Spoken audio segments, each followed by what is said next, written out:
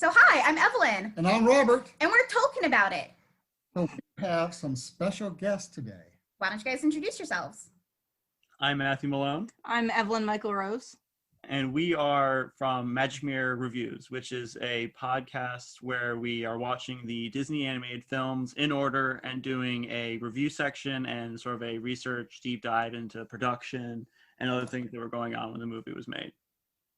It's really good. I've listened. The Pinocchio episode's probably my favorite because I learned so much. Yeah, we've gotten a lot of feedback from that episode. That's actually my favorite animation movie from Disney. Huh, okay. Yeah. All right, so like we always ask all of our guests, what is your relationship with Lord of the Rings? I've seen the movies, kinda. I watched them, I know I saw all of them in like 4th grade. I had like mixed feelings on Lord of the Rings because Harry Potter was coming out at the same time, and like I felt like a weird competition between the two series, so like I kind of tried not to get as involved in Lord of the Rings because I was like team Harry Potter. And then it's weird because like we obviously watched the movie last night, and I was like, I swear to God, this extended edition was all 3 movies from what I remember of them. But I haven't read the books. Matt is a little more of a geek about Lord of the Rings than me. My first introduction to Lord of the Rings was The Hobbit as a child. My parents read it to me around the same time they were reading Harry Potter. And then, my mom is really into Lord of the Rings. So she said, when you're old enough and you feel ready to read the main trilogy, go ahead and read it. And I've read each of them a couple of times. I'm not as into the series as some people are. But I also own some of the stuff that's not from the main trilogy. Like I've got the Tales of, Sigurd and. Why are you looking at me? I don't know what you're talking about. I have some of his unpublished works, and I've gone through some of the Silmarillion and stuff like that, and I own the extended editions and have watched each of those a couple of times. One time, me and my friends had a marathon where we watched all 3 extended editions in a row over the course of a day. How'd that go? It was a lot of fun. We just, it was in college, and we all just that was what we did that day. Were there any drinking games involved? Several. There were, from what I remember of the drinking games. When you play drinking games for 12 hours straight, it gets fuzzy towards the end. Right. But yeah, that's my involvement with Lord of the Rings. Okay. So Evie, you actually had a really interesting point you wanted to bring up about you not reading Lord of the Rings. Did you want to talk about that? Yeah, I wanted to give you all some flack because I swear, like, I'm a really big reader, and my entire life, like, Lord of the Rings is one of those series that's like every fantasy story is ripping off of Lord of the Rings. All of it started with Lord of the Rings, and I'm like, oh, I should read them. And they're like, well, it's a lot. Maybe you shouldn't. Like, it's like, I don't know if it's just that people like the idea of glorifying Lord of the Rings, but they're afraid that if you're actually like subjected to it, you'll get pulled away from Lord of the Rings because it's awful. But like, I've avoided reading the books for years because every time I ask someone about reading them or even suggesting the idea that I'm going to read them, someone says to me, it's a lot. You might not want to. Maybe read The Hobbit and then think about reading the other ones. I absolutely agree with you because I've like told people that I've tried to read it and I couldn't get through it, and they're like, yeah, that makes sense all the time, because I could never get past like chapter 3. It was just chapter 2 is such an information dump that it really throws you. And then the Council of Elrond, that was an experience trying to get through that chapter. Yeah, because there are times where he does everything a writer's not supposed to do. Council of Elrond, he's got 9 characters talking at the same time, and then he's got 3 characters who are quoting characters that we haven't even been introduced yet. Yeah, those are some big writing no-nos, I guess. What do you right. I don't know. It's one of those things that just has always made me laugh, where it's like in the back of my head, I'm like, someday I'll read Lord of the Rings. I feel like I've always assumed that I'd reach a certain age where people would be like, oh yeah, Lord of the Rings would be good for you to read now. But like, you know, I'm in my 20s and it still hasn't happened. Like last night I was telling Matt that, you know, Lord of the Rings fan extraordinaire, that I was going to, maybe we should read the books together. And he was like, a lot, you know, might not, just maybe. I see. I feel like most people say that it's not meant to dissuade someone from reading it. It's more just to prepare them for like the fact that it's done in a style that's different from most fantasy they've been exposed to at this point. Right. You know, it's done in a very different style from Harry Potter or Robert Jordan and stuff like that. Whereas like I would say like, because I would say like the same thing if I was recommending Bram Stoker's Dracula or something like that, where it's stylistically different from other stuff in the genre. And you should be like prepared for that. Do you think mental preparation will actually get you to read the books, or is it just going to keep people from reading them? I think part of the problem is people not explaining why. Mm-hmm. 3 or 4 chapters is a lot of world setup. Mm-hmm. Also, he tends not to use a lot of colorful language. Instead of using one adverb or adjective, he Uses paragraphs. He completely describes it. Mm-hmm. You know, instead of saying Smoky Mountains, he'll describe smoke, that type of thing. And I'm like Evelyn said, it's hard to get past the first 3 or 4. That being said, now that I've read about Tom Bombadil, I'm like, everyone go read this. You need to experience Tom Bombadil. Yes.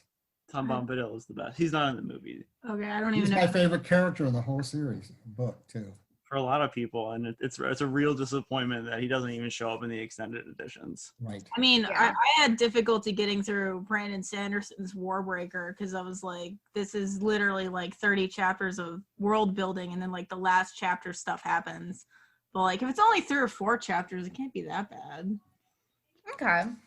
I'll try and read the first one, and I'll hold off. So if you guys actually want us to come back, to the next movie, I'll still be stupid. Yeah. But I do suggest The Hobbit first, Mhm. Okay. because you'll have a really good idea of the world building.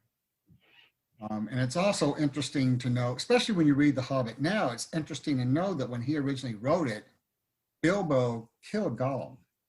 Oh, really? I didn't know that. Yeah, so he originally, yeah, but I mean, it never came in a published formation like that, but that's how he had originally written. That's cool. So when you read The Hobbit now, does he murder him or No. No.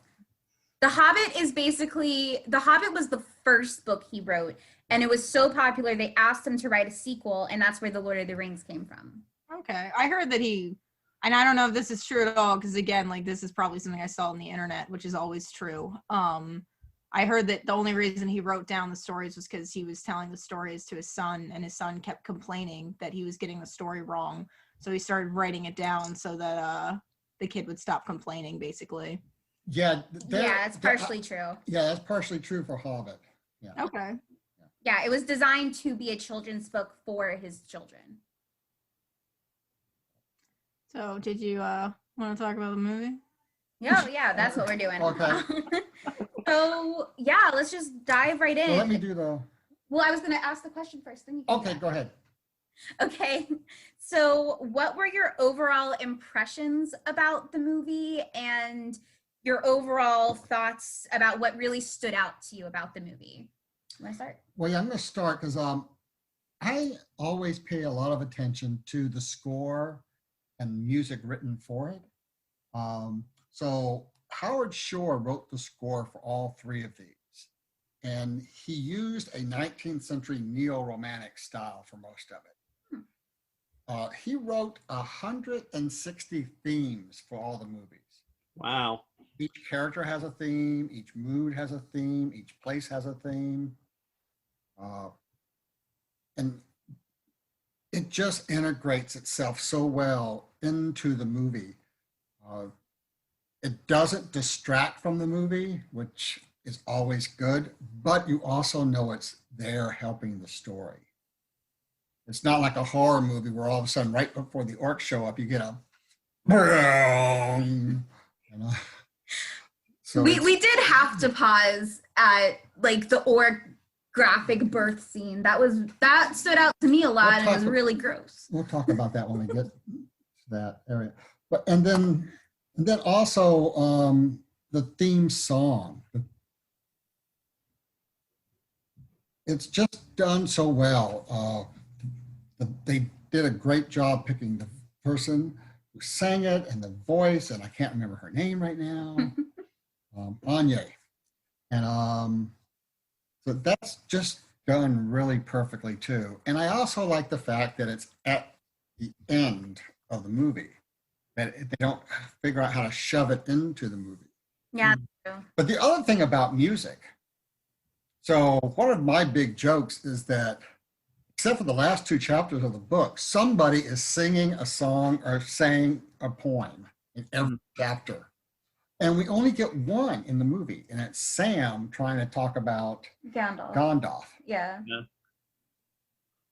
Oh, and we get a couple like in the background kind of things. Yeah, and we get Merry and Pippin, singing songs in the bar. And we have Bilbo singing one of his songs as he goes off on his journey. Right. I mean, it's not. But he's just kind of singing to himself. Yeah, it's not so in your face as in the book sometimes. Yeah. How about you guys? Anything that stood out to you really heavily? Evie was commenting a lot on how well all of the action scenes are shot, where they do a really good job of balancing between shaky cam and making it clear how hectic and insane battle is, but at the same time not overusing that, so you can actually still keep track of what's going on. Like, you're never confused about, oh, who am I focusing on right now, or whose viewpoint do I have? You always know where you are in the space, but they still do a really good job of capturing just the anxiety of being in a fight. I was surprised over how well the movie still stands up to the test of time, because I'm not gonna lie, I was dreading watching this movie. I'm like, oh my god, it's from 2001.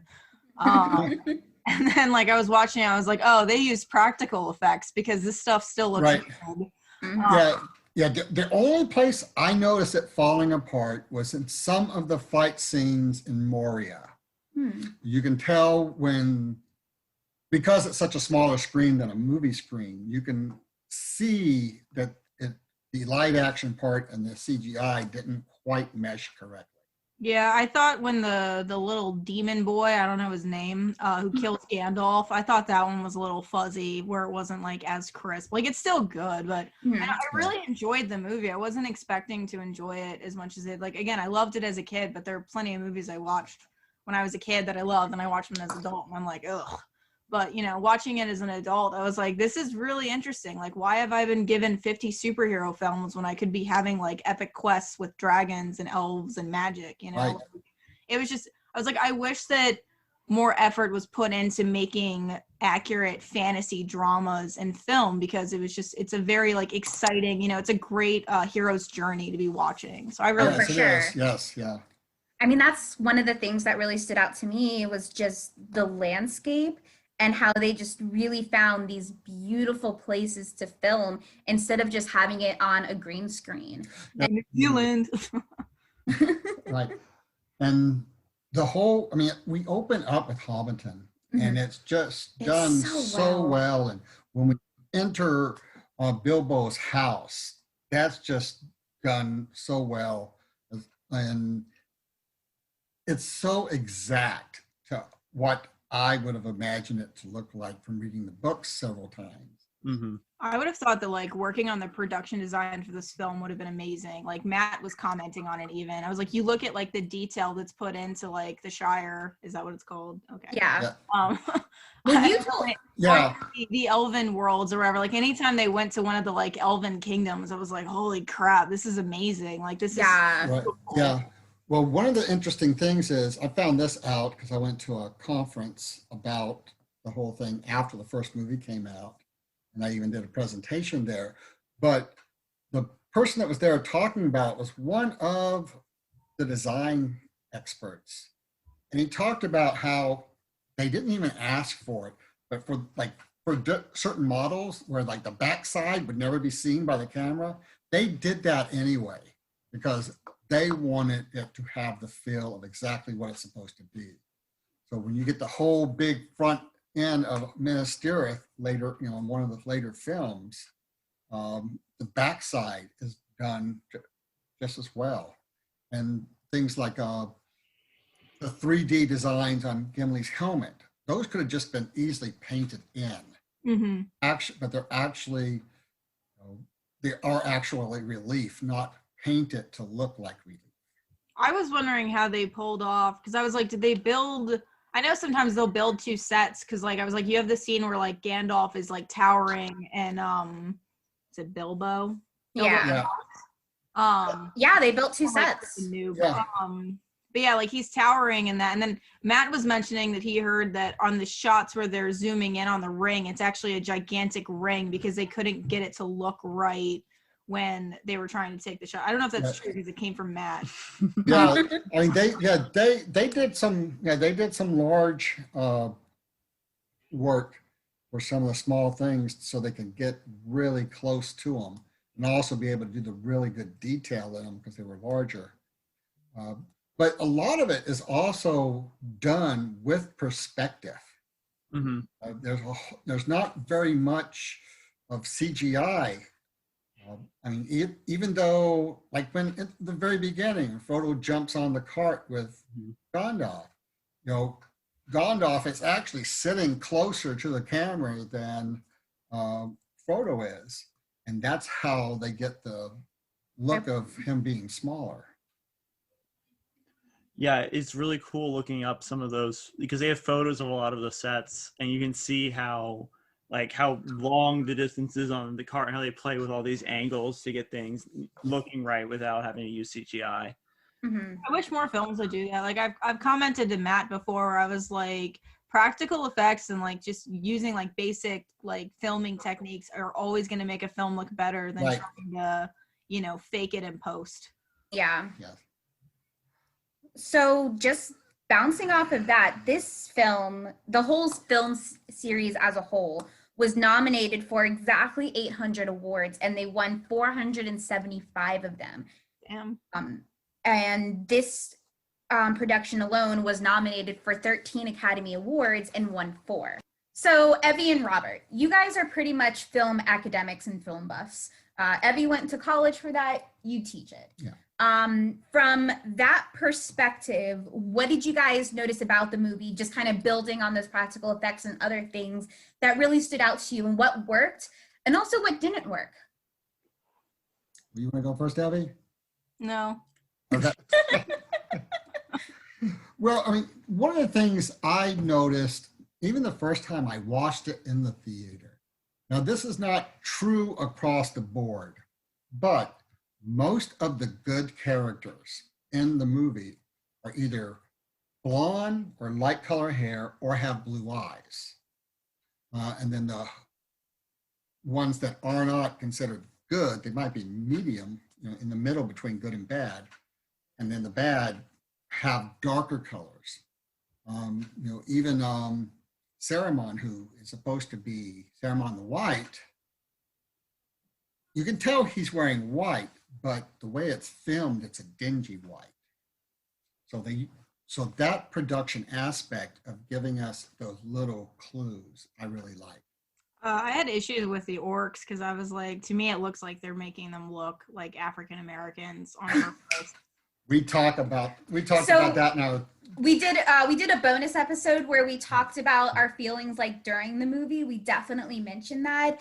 And we recently had a bonus episode discussing that where we had the incredible Dame Red Bento on, who was talking about how the orcs were basically in the books, they were coded Asian and African American, and how it's not really a great look. I don't necessarily like I understand Tolkien is from like another time period, but it was made in 2001. So like I felt like that was like a purposeful choice. Yeah. Right. To Yeah. make that decision.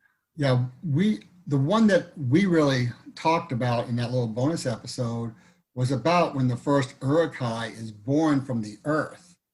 Now, these are supposed to, I mean, they're talked about being dark orcs and black orcs, but it's very clear that he has dark brown skin, not black skin. And it looks like he's got dreads. And it looks, Yeah, all of them had dreadlocks. That's something I particularly Yeah. noticed. yeah, that as well. I mean, like as far as like filming, I thought there were some really interesting camera angles being used just to like either add to, I guess, like the fantasy aspect of it. Like the part where Gandalf is going to is it what's the other wizard dude? Saruman. Yeah, when they're going to talk to each other, I noticed that they were doing some like interesting camera angles, which I thought was done to kind of like anytime you do an angle like that that's gonna take you out of the movie, I think is a way to like add confusion or mystery or something like that. And so like I was really impressed with kind of how they kind of always kept the scene moving, and like it just gave it a different like worldly effect of, oh, this is something different, this is a different world that you're entering or whatever. And then obviously we've talked about some of the effects that they've used, and like the fighting scenes for me I thought were particularly impressive, especially because like nowadays I feel like, one, because so much of the fighting scenes are usually CGI, you don't always see the detail of a fight, whereas like you could actually see people like, you know, kicking ass, which I don't know if you guys can swear on your show. Ass is okay. Okay. But yeah, you know, you could really see them knocking each other out, and I appreciated that because it adds like it makes it more frightening. I almost think, to be able to see what's going on. Mm-hmm. Right. And one of the interesting things, I remember when Peter Jackson was first tapped to do these, and everybody's like, Peter Jackson, because up until the point where he was tapped, he was known for horror movies. Mm-hmm. And so everyone's like, what is he going to do to these movies? Yeah. And he did a great job because he picked a great crew to guide him through the things he didn't really know about. I thought they had several really good like jump scares, like the part where Frodo is talking to Bilbo and all of a sudden he like, you know, freaks out because he wants to get the ring back. And I was that scared me as an adult. And it was just, it was such an interesting line of like showing the insanity of what the ring causes, where like there's these subtle like silences where you're seeing the characters think about it, and then like as they begin talking you're like, oh, this is about to go badly. And then like you were saying, like choosing the right moments to put the music into the scene so that it's not like glaringly obvious. I know from one of my classes, we studied the first Harry Potter film, and my professor was talking about how they would purposely put music into certain scenes to help the kids acting because they weren't like, you know, adult actors and they were still learning. Right. I never really felt like the music was there to make you feel a certain emotion going on. Right. And I also like the way the movie gives us a quick history of the ring at the very beginning. Mm-hmm. That's it's very palatable. Yeah, I mean, and it's not done like that in the book. I mean, all the information we get at the beginning of the movie is in the book, but it's not in the beginning and it's spread out. So, you know, we find out quickly that, you know, this history, it starts 2,500 years ago. Mm. You know, Gollum is 500 years old. And this really gives you a good image of how long this world has been going between the first international war to upcoming international war. And so it's even said that history becomes legend and legend becomes myth is one of the lines in that introduction. And so that's exactly what they're setting us up for. Yeah. I also really loved it's on a different topic. It's related to the film, but I really like the costuming for the film. Like I made a comment to Matt when we were watching. There's like one like wide shot where you can see Ian McKellen in his full like wizard getup, and I was like, talk about a good actor. Like one of my favorite YouTube videos is like a joke of him talking about how he does Gandalf. But like he's such a good actor because like I feel like so many, like one of the biggest issues with fantasy movies is there's like a tongue-in-cheek almost to the scene where like they're not embodying these characters, but like you 100% believe Gandalf is like a wizard and he's wearing this giant hat, he's got the beard, he's got the robes. And I think in some fantasy movies I've seen like, you know, they'll change the outfit to be more modern because they want the characters to be taken seriously. But I felt so much of what like made the acting believable in this film is that they were just playing the parts. You know, they've got hairy feet on the hobbits or whatever, and like I think that just adds an extra level to the world building. Mm-hmm. Yeah. They're not afraid of just wearing a trope and just playing it so seriously and so genuinely and sincerely that you buy it immediately. You don't question or go like, oh, he's wearing like it's a silly wizard's robe. It's like, no, that is definitely just Gandalf. Yeah, and the other thing, I noticed this last night. I don't think I've noticed it before, but what he's wearing, you can tell he has been wearing for a really long time. It's got some it's tattered here and there. It's thinned out around the elbows. It's got the fabric pilling in places. For Aragorn, I think it's Aragorn. Am I saying the name right? I liked how gritty he looked. Like there are so many people who are travelers, or even like you would notice there's dirt on like the Hobbit's fingernails. Yeah. And I'm like, that's a little detail that like so many stories just leave out. We're like, okay, here's this wandering traveler, but his hair looks fabulous, and like he's Right. just a photo Right. shoot. Yeah, because Gandalf never looks magnificent like you would think a wizard who's been around since practically the beginning of the world would look. He just looks like a weary, crazy man traveler. Who knows at a party? Yes. So again, just talking about that and piggybacking off of that, this next question is for Matt and Robert. For you guys read the books before you saw the movies. How did you feel the first time you saw the movies, and did it really live up to your expectations about what you wanted to see in the movie from the book? I was disappointed when I first saw the movies in the lack of Tom Bombadil, just because he's such a fun character. It sort of gives a little bit of lightness to the story that I think really enhances it. But beyond that, I think they do a really good job of really matching how I imagine most of the characters. Like there's such a focus on all the details of the different characters that like, and I guess part of it also is helped by how descriptive Tolkien is. Like there's no ambiguity in how you might imagine it because he tells you exactly what it looks like. Right. And there's also all those, he has done a lot of the artwork as he was trying to figure it out himself, but then we have other artists who've done stuff, and they took some of that art that we're used to seeing and making it come alive for us as well. The thing that really hooked me the first movie was the party. The party was as splendid as I thought it would be in the book. But then on the flip side, there's a lot of stuff missing that I wish was there. The way the adventure even begins is nowhere near how it starts in the story.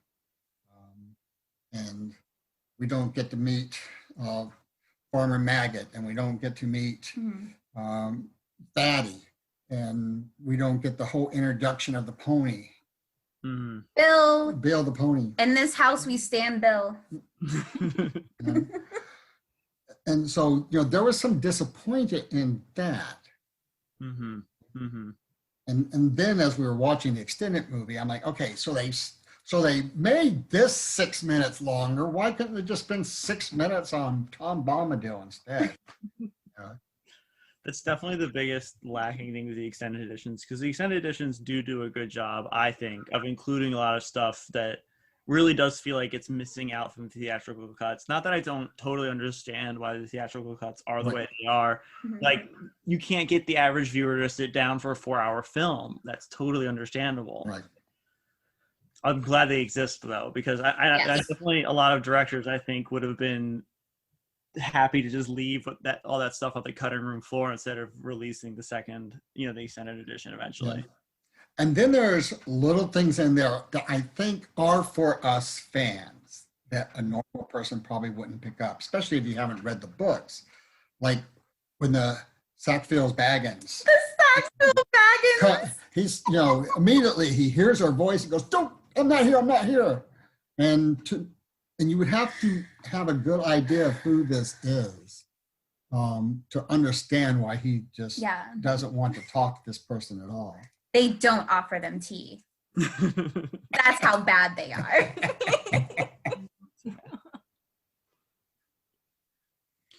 Well, I also wanted to comment, because Ellie was talking about, the real world, them doing live action stunts and stuff like that. So it's not just a story. I've seen film of it. So I'm jumping all the way to the end of the movie, but in the scene where Sam goes running out into the water to catch Frodo in the boat, either the first or second take, he stepped on a stick that went through his foot. Oh, geez. And in order not to have to spend more time to do this scene again the next day, he agrees to only let them cut the fake foot open enough to clean his wound and stitch it up, and then they stitch the fake foot back together so they can continue that scene without having to go to another day of production. Because it took almost 4 hours every day to put the feet on the hobbits. Oh, wow. That's commitment from Rudy. Yeah. I made the same joke. Yeah. But that's a great transition into what I wanted to talk about next. The characters, especially the Fellowship. So let's start with Gandalf, Aragorn, and Sam. What did you guys think about them, their portrayal? I had a question. What accent is Sam supposed to have? Because sometimes it sounds Irish, and sometimes it sounds like a weird combination of American and Irish, and sometimes it just sounds American. I know he's an American actor, and I'm like, were they trying to make their own accent? And Matt and I were arguing over this because he's like, well, Frodo is of an upper class, so that's the reason why he doesn't sound the same as Sam. But I'm like, they're from the same village, you would think they would all sound the same. Well, Matt has some credibility there. You don't really get the sense of it in the movie, but even though they're cousins, Frodo is from a wealthier side of the family, I would say, whereas Sam comes from the gaffers and the gardeners who kind of take care of the property rather than actually owning property. So there's some validity to it. Yeah, there's a whole thing about, so Tolkien would have actually experienced this during World War I, that officers had their special stewards, and they were kind of like friends and kind of like family, but there was a definite, this is who's in charge and this is who's the worker is. And they kind of, in the beginning, that's kind of how Sam and Frodo's relationship goes as well. Mm-hmm. I mean, I appreciated, as far as the characters went, how tender some of the men could be towards each other, because I feel like, you don't always see warriors expressing kindness or affection toward each other. There's the part where Aragorn kisses the guy who dies in every movie he's in, Sean Bean. And I was like, oh, I was slightly laughing about it, but at the same time I took a second afterwards and I was like, it's nice that they include something like that where you show, here's somebody who is, authentically caring about other, he has no reason to care for this guy at all, and he's still trying to show him kindness. And it's the same thing with Sam and his loyalty. It's nice seeing men be more than just, the strong, silent warrior type. Instead, there are all these characters with their distinct, at the same time that I'm complaining about the fact that there are no women really who are important. I'm thinking about how Gandalf and Sam and Aragorn, they really are their own unique personalities that are kind of outside the usual tropes you see for men. I will say I got a little upset about one of the things with Aragorn, where I'm not sure if it's extended edition or if it was theatrical release. I honestly don't remember. But when he was talking about how he has these fears of making the same mistakes as his ancestors and how he's not ready to take up the mantle, that's totally different motivation in the books. And Peter Jackson himself even said that he changed it because he wanted characters to grow and improve themselves, whereas Aragorn was in a place in his life, at least during the books, where he was ready to take up the mantle at the right time. So I don't know. I don't like how they changed the motivations of some of these characters. Well, and speaking of changing his motivations, Arwen is not in the book at all. Yeah, it's Gryffindor. I mean, Glorfindel. It looks like Gryffindor, but it's Glorfindel. I'm sorry. Right, and she's the one that grabs Frodo and is rushing across the river, and it's her magic that makes the water look like horses riding and trampling down the riders. And then all of a sudden, because she showed up, suddenly his reasoning for doing things has changed. He's now going to do it for her. Yeah. I mean, I think as like from a film, like being aware of how you usually want to present certain stories, like those two instances are like, one, at that point, how long has it been since you've had a female character who has had any impact on the plot at all? So like you want to include a scene like that, and then sometimes they change the motivations or the actions of characters because you don't have that extra level of detail literally being explained to you. And so it's a way for people to feel like an emotional connection to the characters, and like, it adds to his sulkiness, like, like he's borderline a little bit Darcy, in the sense that like he likes to hang out in a corner and sulk, and he's really like angsty about this girl that he's into. I think it's just a way to let people make fast assumptions based off previous tropes used in other movies. Right. But going back to some of the other things that they really work on giving us an idea of the characters is how they react to the ring. Mm-hmm. Well, so going back to let's go ahead and talk about Boromir and Frodo. Let's do it. No, I'm going backwards first. Oh. So I thought you were going with so Boromir. the first time we see Gandalf and Bilbo and Frodo all talking about the ring, the thing that I really noticed this time, I don't think I've ever noticed before, when the ring falls and hits the floor, I mean, it's got a real weight to it. Yeah. When it hits the floor, it doesn't bounce and ring and do a little circle like it normally would. It just, it's like, Yeah. just a loud thud when it hits. Gandalf doesn't want to touch it. Mm-hmm. And then, but Galadriel is tempted, but she passes the test. But the other one that we really don't notice much, because it's not mentioned at all.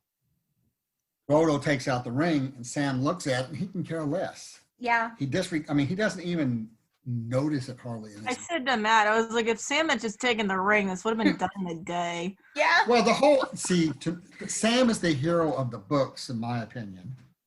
Mm-hmm. Nothing would have gotten done if it wasn't for Sam. But yeah, again, just talking about different motivations and characteristics, Merry, Pippin, and Boromir were other ones where they pretty dramatically changed it. In the books, Merry and Pippin, yes, they're airheads. They're basically stupid 18-year-old twinks, but like they are, okay. A lot of them was as like Fred and George Weasley 2.0. Right. Yeah. But it's like in the books, they actually like have some intelligence. They're like part of a conspiracy to keep Frodo safe, and keep that information from Frodo. They're not as incompetent as they're portrayed in the movie. And then with Boromir, I mean, yes, Boromir kind of sucks in the books, but he doesn't suck this hard. Oh, okay. Yeah, right. And in the movie, the first time we see him, they set him up for us not to like him. Yeah, Mm-hmm. they do. And if you read the book for the first, so this is a lot of book spoiler territory for you, Evie. But But the first time you meet him in the books, he has come from his kingdom to ask for help or to ask for advice. And that's not how they set it up at all. Well, my only comment on that would be that you guys have, we talked earlier about how much Tolkien goes on and on and on and on and on when he's writing. So I just don't think they had the time to include those nuances. Yeah.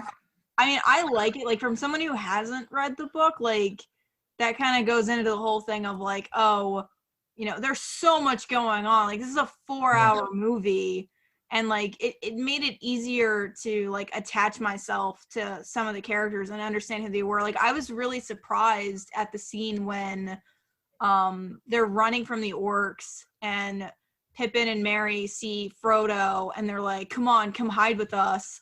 And one of them figures out that he's leaving. And so then they make the choice to try and save him so that he can get away. And I was like, that kind of shows a level of maturity and awareness. And they also were very emotional when Gandalf died. And so like it's a way of showing characters who are lighthearted and kind of messing around all the time, but at the same time they had these really profound moments that if you're not like it only happens for a second, but that it's enough to let you know, oh, these are really good guys, they're not just a-holes.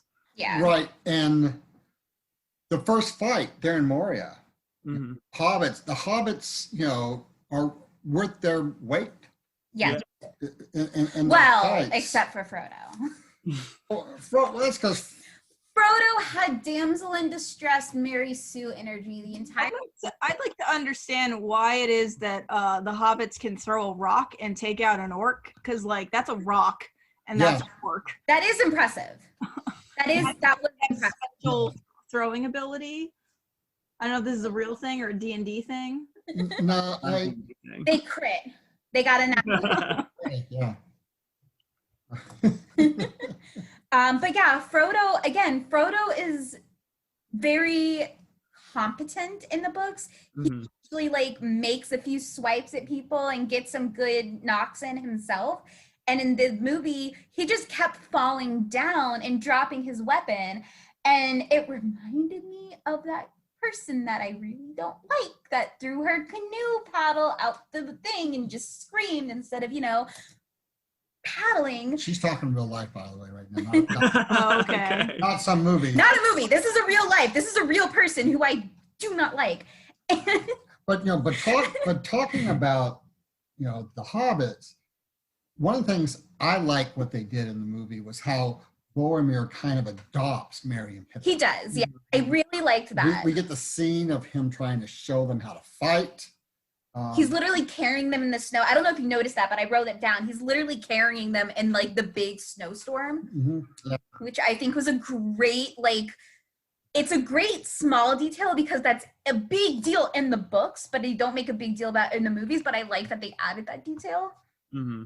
I liked that they were all like legitimately trying to help each other out. Like there's the scene where, and I was making fun of it because I was like, well, that's awfully convenient. But the part where they're like in the mines and they're jumping and like, I think one of them gets yeeted and Orlando Bloom catches them and he like hugs them to put them down. I was like, that's like showing like a kindness or whatever, like that they're being gentle. Like here's like this warrior elf dude and like he's, he's legitimately trying to help everybody. But those are nice little details of showing like, oh, these are all people you would want on a quest. Like there's always usually that one guy you're like, oh, they should have stayed home. But they all seem to be doing the best of their abilities. That's why I really like Leroy Jenkins.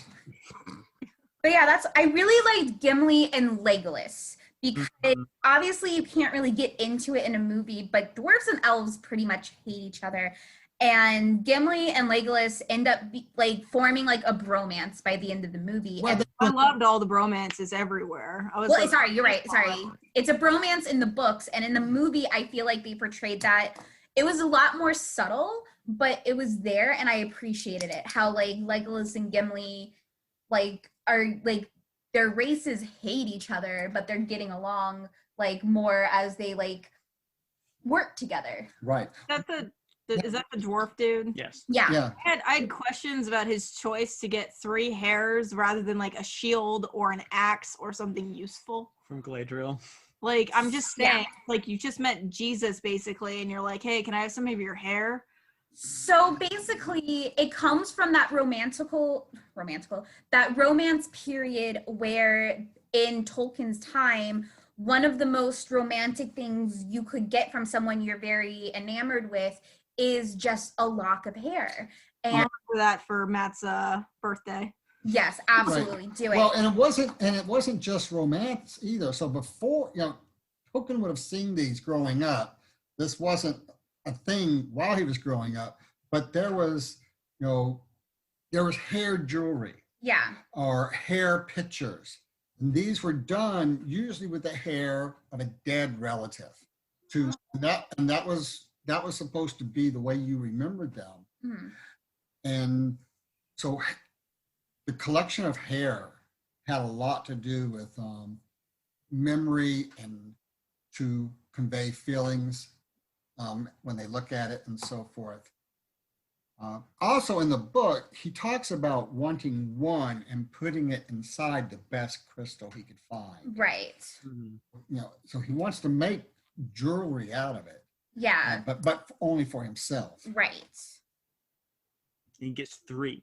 And he gets 3. She gives him 3, Yeah. which, no coincidence there, Trinity. That's the other thing. It's a very religious number. Yeah, and we have to remember too that Tolkien was a very stout Roman Catholic, and so there's a lot of that takes place.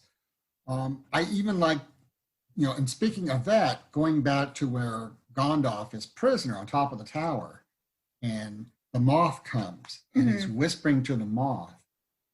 He's got his hands. It's like he's praying. Yeah. And then also throughout the whole series of books, I know Evelyn always makes a joke about, if the Eagles would have showed up in the beginning and dropped it off and we would have been done with it. But I'm understanding now that I read it. but the Eagles are basically stand-in for angels.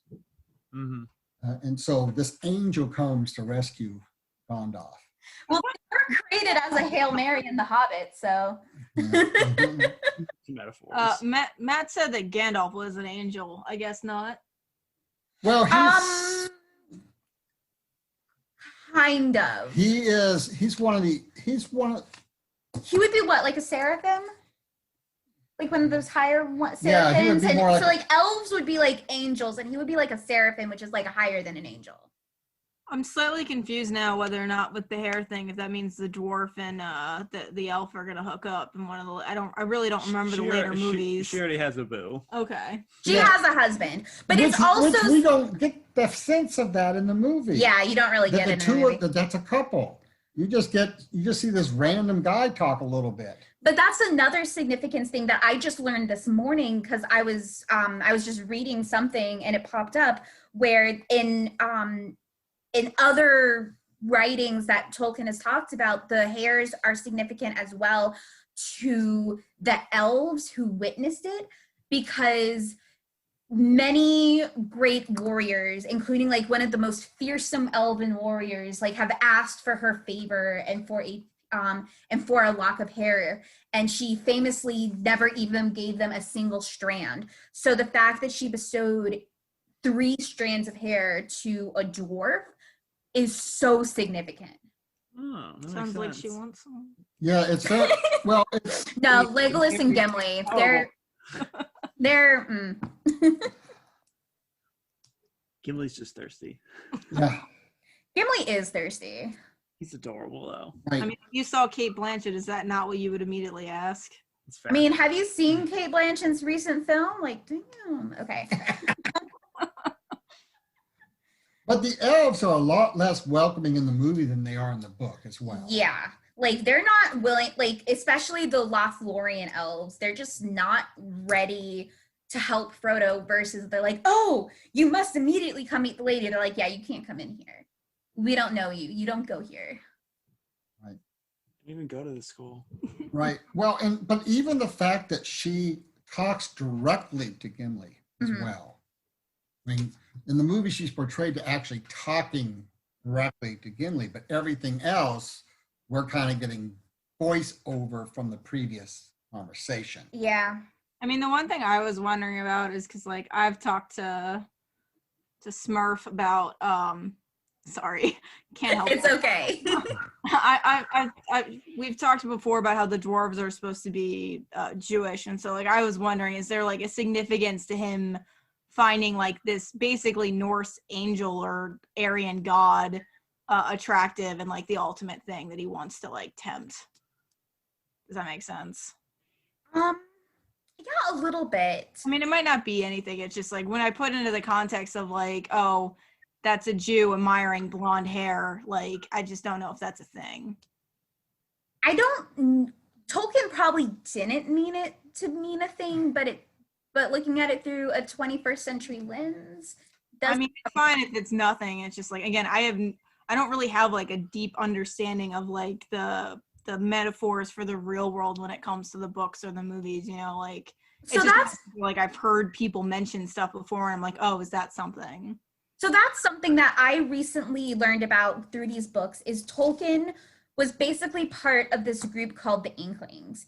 And they were a group of writers, including C.S. Lewis, who they felt there wasn't good fantasy out there. They wanted to read good fantasy books, but there just wasn't anything out there. So they decided they were going to write the books that they wanted to see in the world.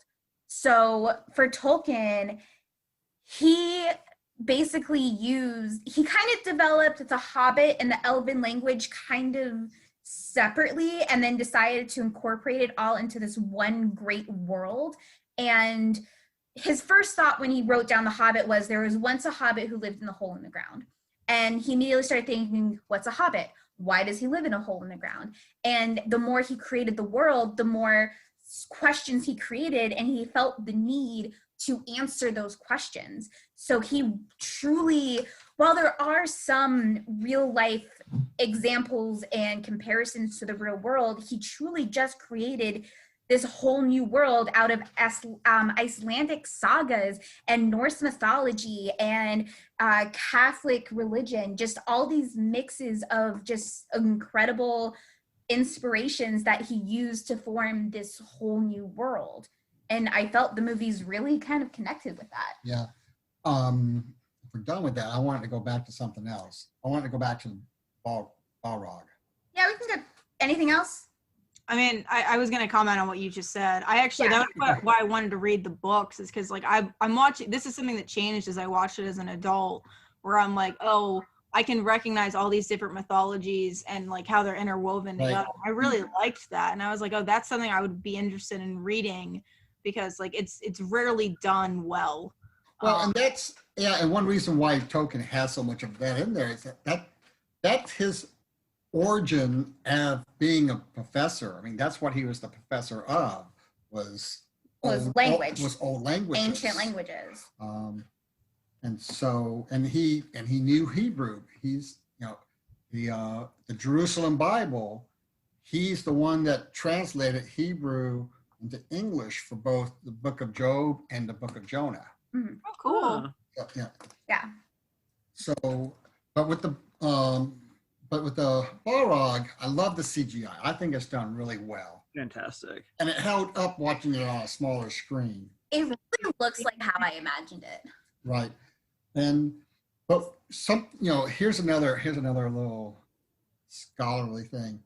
So depending on the edition of the book that you're reading, Gandalf either says you cannot pass or you shall not pass. Mm. So the movie put them both in. Oh, interesting. So I thought Fun fact. I caught that because I thought that was very interesting. Matt has a fun fact about that. At least, again, these are Matt facts, so I don't know if they're real. I don't know if it's a fun fact. I definitely think I think a fun fan interpretation of when he says "fly, you fools" is him saying, I like that certain fans say that's him telling them to take the Eagles. Oh, and they don't listen. Obviously, like as you mentioned, there's very good reasons for why they don't just hop on an eagle and get to right.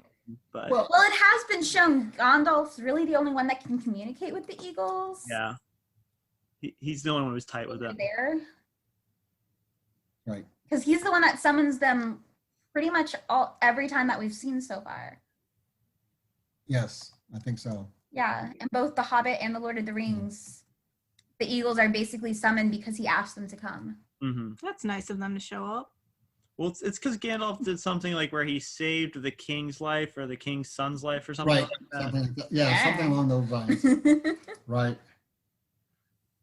And even in there, we get Boromir making sure that the elves, making sure the hobbits are safe. Mm-hmm. And then how, again, you mentioned it earlier, how the hobbits are just, their heart is just ripped out of them seeing Gandalf. Yeah.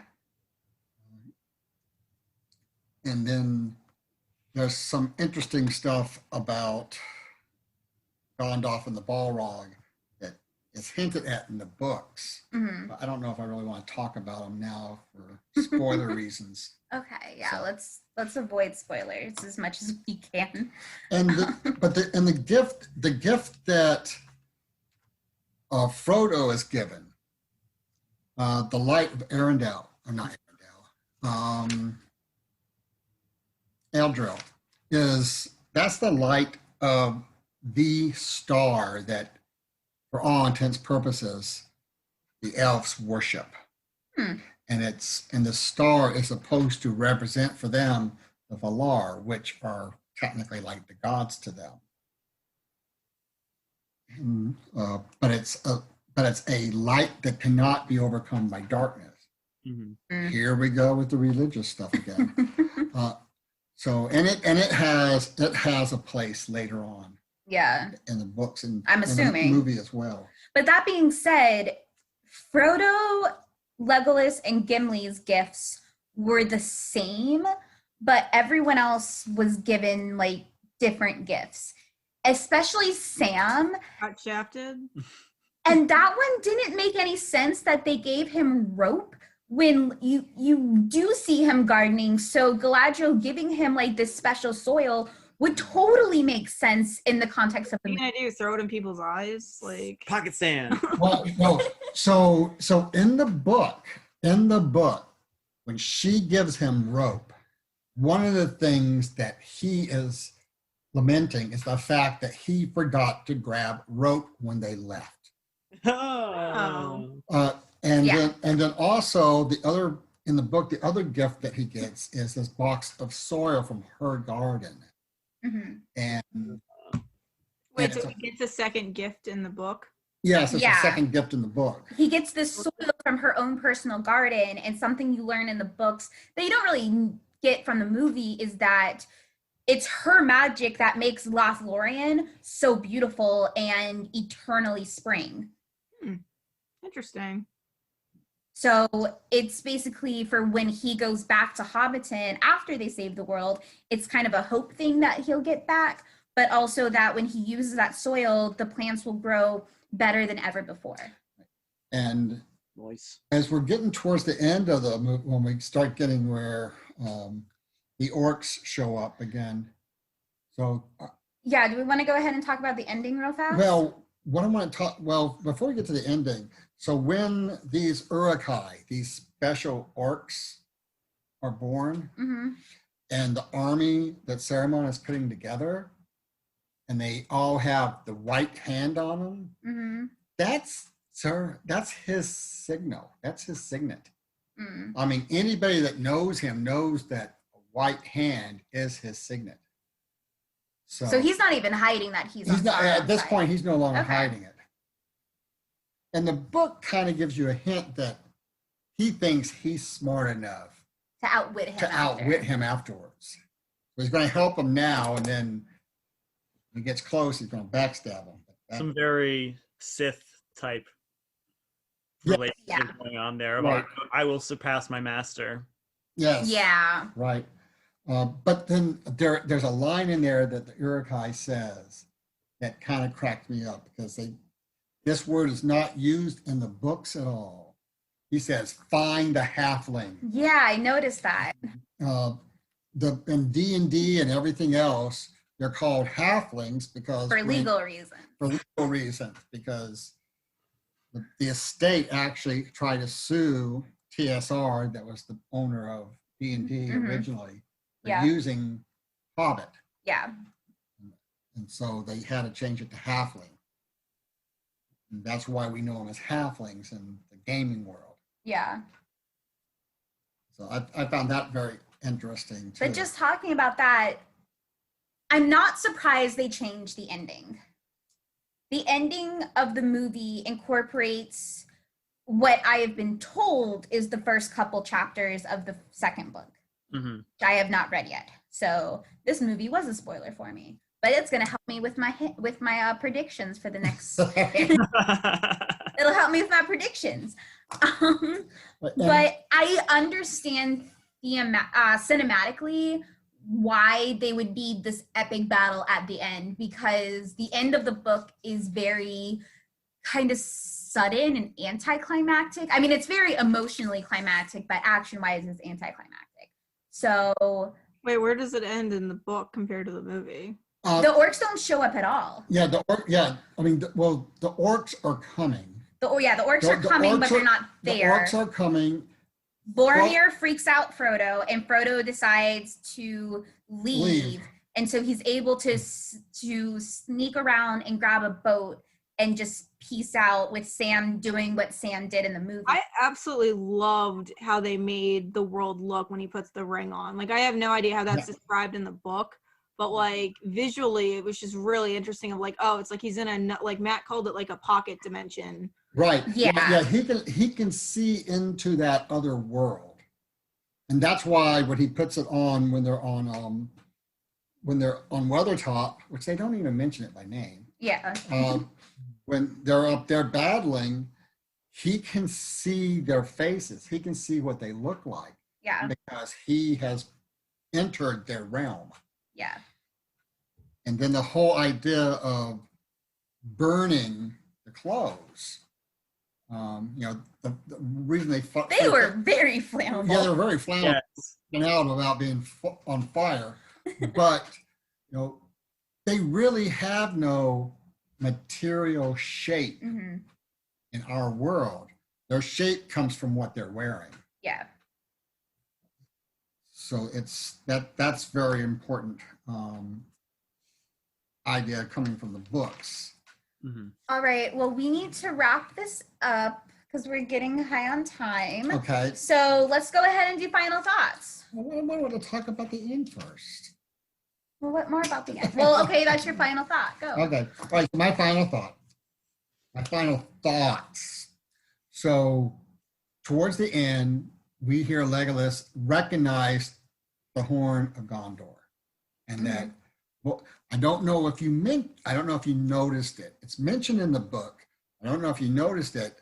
At some point, he's running and his horn's been cut in half. I did not notice. But that's something that comes up in the second book. There's also when Boromir is dying, he asks Aragorn for his forgiveness, and that's important because what we don't get yet, and it's hinted at in the book, and we don't get it all in the movie, is that so the stewards are watching the seat of the king that Aragorn is from, and Boromir was supposed to become the next steward. So that's one reason why he's so big about wanting to get hold of the ring to help them survive. But for Boromir, when he's dying, he says, "My brother, my captain, my king." That's very, what's a good word for it? It shows his chivalry towards his king finally. Yeah. And then we have his funeral, which is very much like a Viking funeral. Except they just yeet him off a wall. That's what I said. I was like, but that's what happened. But if he's you read, not going to be in the canoe at the end. He's going to lose his sword. Yeah. There's no way you go in the waterfall and survive. Well, he's already dead, but you're not going to be in the boat. Well, to be continued. Yeah. Reason why that happens, to be continued. Lovely. Anyway, final thoughts from you guys? I think my biggest final thought was I love how they managed to create the ring itself as a character. Yes. where the ring, I mean, the ring kind of talks in people's heads, but otherwise has no dialogue, has no facial expressions, none of that. But they managed to give the ring this weight and presence that makes you really just intuitively understand the role and the significance it has in the story, and how terrifying and strong it is, and the amount of power it has over the will of people. And I thought it was just really Yeah. Right. And how it's trying to get back to its Master. I thought they did it in the movie very well, because it's a little bit more subtle and a little bit more kind of hinted at in the books, but for the sake of the movie, it needed to be a little bit more in your face, which I thought they did well. Evie? My final thoughts are Elijah Wood is hotter than I remember. He was such a baby. Yeah, he has like perfectly symmetrical features, and I'm just like, that's weird. Not like a bad way, but I really liked the fact that it's 4 hours long, which is a lot, but there's not really a part in the movie that drags. So like, I definitely think that like Man of Steel is a prime example. Like, there are certain movies that really should just be turned off. Yeah. Point, or like a half hour, an hour like taken out. But I mean, I just thought it was a really fun movie, and it does a good job of moving in and out of different emotions. Like, I think so often, and like, I'll have to watch the other two. So often, like, I think movies can get lost in people sulking and not remember like the hopefulness. And so like, I really liked the way that they just had different kinds of emotions to match the what was going on, rather than just everything sucks, we're all gonna die type vibe you get in a lot of action movies. They do a really good job of using Merry and Pippin as comedic relief at times, and like Gimli sometimes, and just sort of keeping things just a little bit light. That's what my final thought pretty much is I felt the movie had a really strong balance. It had a really good balance between action and plot and humor. When things were getting a little bit too tense, they had a little bit of a chuckle moment. So I thought that it was really well done in that sense. Yeah, I mean, even Gandalf dying and his last words are "Fly, you fools!" Like, what a moment of like, hey, get out of here. Like, I'm dying, but you guys you're gonna go on and continue the journey, which, I think is really important for like.